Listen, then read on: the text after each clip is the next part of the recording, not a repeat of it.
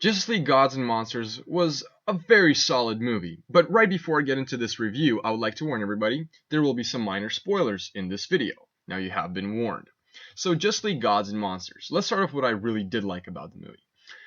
The fact that this Justice League is so different from what we're used to only made the movie that much better. And the Justice League consists only of 3 people in this movie. It's Superman, Batman, and Wonder Woman. Now, you would probably think that's it. In the movie, it's good because you see how powerful this trio is, how powerful the Trinity really is, and they really don't need anyone else. And that's really cool. And the way they're different, I'm going to start with Superman. Minor spoilers ahead, as I said. He was never found by the Kents. He was found by a poor Latino couple, who found his ship, took him out of there, called it in, and said that there was just a ship. They found it, and there was no one inside of it. They hide the baby and obviously raise him. So Superman, Kal-El, went through a very different childhood. He saw how dark and gritty this world can really be, which I really like, and that kind of made him the person he is today. Wonder Woman, again, minor spoilers ahead, she never came from Themyscira. She was supposed to get married to Darkseid's son. And unfortunately, there were some events that happened that led to her losing her husband. I liked how that influenced what kind of person she is. It made her, I don't want to say more cruel, it made her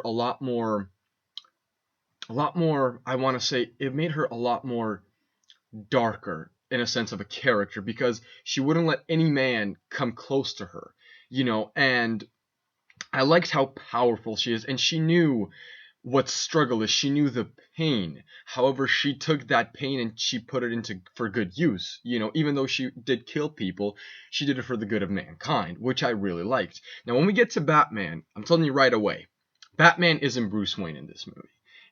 Batman his name's Kirk. He's a scientist. Well, was and still is a scientist. Now, the whole movie goes around pretty much the movie's plot pretty much goes around Kirk's friends. Not the side plot. The main plot of the movie goes between Kirk's and Kirk's friends. Now, I really, really, really liked how they introduced this Batman. I thought the way that he was made, because Batman wasn't just, I'm gonna put on a cape and cowl and be a vigilante. The way he was made and how that influenced the outcome of the movie was perfectly executed, in my opinion. My only complaint is that the woman he fell in love with always loved him but never married him, because she just had to marry the other guy. I was like, she just had to? Really? Like, what's the point? Like, no. In my opinion, that's what really brought the movie down for me. Like, that and a few other things, but that was one of the major things where I was just like, really? She loved you all the time, but she couldn't marry you? She had to marry someone else? What the fuck's that? You know what I mean? But I think if you really want to see a darker version of the Justice League, it's a fantastic movie for that. They start as killers. They do it for the good of mankind. They start as killers. And the president, which is Amanda Waller, which I really, really like. Woman in power like Amanda Waller, leader of the Free Nation. That's pretty cool.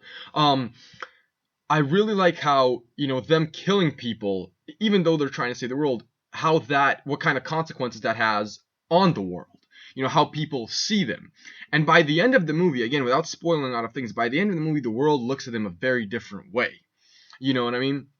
I really like the way that Lex Luthor, was put into this movie, and the way he was kind of revolved around the story. I really, really like how dark the story got by the end of the movie.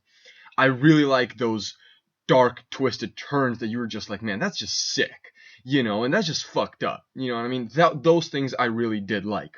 However, again, there were some minor things that I was just like, that just doesn't work for me. And it's not the fact that it was bad animation or bad directing, it was bad script writing. And not all the times, but I would say 15% out of 100, there was some questionable writing, and that's okay. It's a comic book. So overall, I gave this movie a very solid 8 out of 10 stars. It's a very different take. It's a very darker take. In a way, it's a much more grounded, but at the same time, magical approach. I don't know if that would make sense to you without spoiling it. You really do have to watch the movie. There's a lot of more scientific stuff to it. There's a lot of more majestic, like magical stuff to it, and there's a lot more grounded stuff to it than we know in the Justice League, which I really did like. So, if you have seen the movie, if you haven't seen the movie, leave your comment section below. Make sure to give this video a like. Man, I cannot speak today. Subscribe and peace out.